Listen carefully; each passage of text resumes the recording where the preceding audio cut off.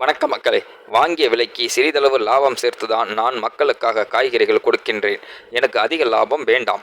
இருப்பதிலேயே வாழ்ந்து போக வேண்டும் என்பதுதான் என் விருப்பம். நோயாளிகள் வந்தால் அவர்களிடமிருந்து காய்கறிக்கான பணத்தை நான் வாங்க மாட்டேன். ஆனால் அவர்கள் தாங்கள் சொல்ல வேண்டும், யார் நோயாளிகள் என்று எனக்கு தெரியாது அல்லவா? 2 ஆண்டுகளாக நான் கடை தொடங்கியதிலிருந்து இதுவரை உடல் நலம் சரியில்லாதவர்களிடமிருந்து பணம் வாங்குவதே இல்லை. பள்ளி குழந்தைகள் வந்து பஸ் கட்டணத்திற்கு பணம் இல்லை என்றால் என்னிடம் வந்து வாங்கிச் செல்கிறார்கள். எங்கள் கடைக்கு அடிக்கடி வரும் சிலர் கையில் பணம் போதாமல் இருந்தாலும் எங்கள் கடைக்குத்தான் வருவார்கள். இந்த ஊருக்கு நான் ஒரு ஏடிஎம் மாதிரி.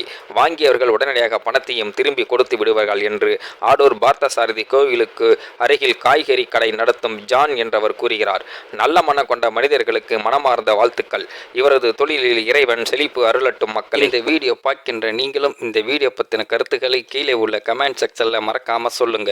வீடியோ பிடித்திருந்தால் லைக் பண்ணிக்கிங்க, மற்றவங்களுக்கும் ஷேர் பண்ணிக்கிங்க. அப்படியே நம்ம சேனலையும் சப்ஸ்கிரைப் பண்ணிக்கிங்க. நன்றி, வணக்கம் மக்களே.